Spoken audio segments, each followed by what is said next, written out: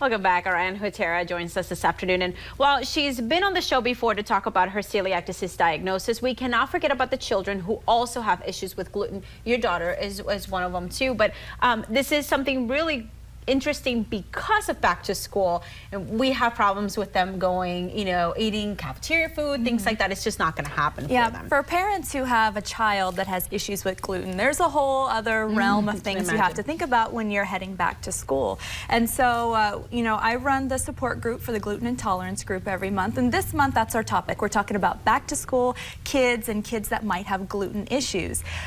So we're kind of letting people know some of the symptoms that kids might have if they're having issues with gluten. Right. And some of the symptoms they have can be so similar to other things. We're talking about headaches. You might see discoloration on their teeth. A lot of dentists say that they're calcium deposits, and sometimes they are, but sometimes they're also a sign of gluten intolerance or celiac disease.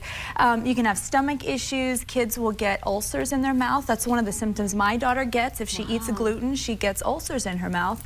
And then you can also have a rash. And what I think is interesting is one of the symptoms that you'll really see in kids is irritability, fatigue, and just not being able to pay attention. And I mean, what kid doesn't have that at least every once in a while? So that's why it's important that parents and teachers know these symptoms. So if they see some of these issues in their kids, they might consider, getting them tested for gluten intolerance or celiac disease. And it kind of is along the way if, for example, for a teacher to have someone who is allergic to something, and they have to really get to know this. That's something that teachers are trained in. They know if they have a child in their class with a peanut allergy or something like that, that they have to be on high alert. But if they have a child with gluten issues, you may not notice the symptoms because sometimes they can be really subtle in kids. So that's why it's important that teachers are also aware because, think about it. We drop our kids off at school and they're there for 6-7 hours. So teachers spend a lot of time with our kids. So it's really important that teachers know these symptoms. So if they recognize something, they can also bring it to the parents' attention if the kid's not diagnosed. And of course,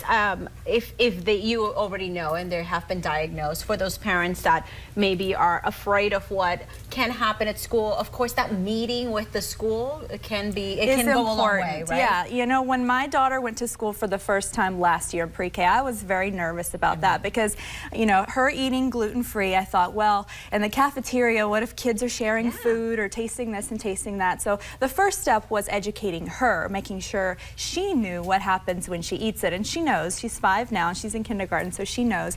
But I also made a point to talk to the teacher and say, look, this is what she can eat and this is what she needs to avoid. And her teacher was wonderful. They always let us know ahead of time when there was going to be a class party or a holiday so that I could bring something for her so she wouldn't feel like she's left out. So I know the schools are very willing to work with parents, but it's important that the parents are very vocal with the school and let the school know exactly what they need and not be afraid. If a child does get gluten, the symptoms of it could be, kind of hard on them a little bit because I guess each child every child is different. And the one thing that teachers should know is that they likely won't see a reaction right away. For most kids, for kids who are celiac, you can see the symptoms right away, like stomach ache and things like that. But like for my daughter, it's 24 to 48 hours before we start to notice symptoms with her. So they're very subtle. That's why the more people know what the symptoms are, the easier it is to catch it early in kids. And again, you're going to be doing this at a meeting, and it's coming up. We have our meeting. Our monthly meeting is tomorrow. It's at 7:15 p.m. We're going to be talking about all things back to school,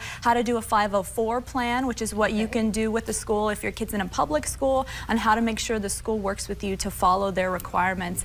Tomorrow, LMC, Laredo Medical Center, Community Center, Room 2, Tower B. It's open to the public. We invite everybody to come out tomorrow. All right, and when we come back, Ann will show us some fun ways to package and storage gluten-free food for your little ones for back to school. But first, today's breakfast.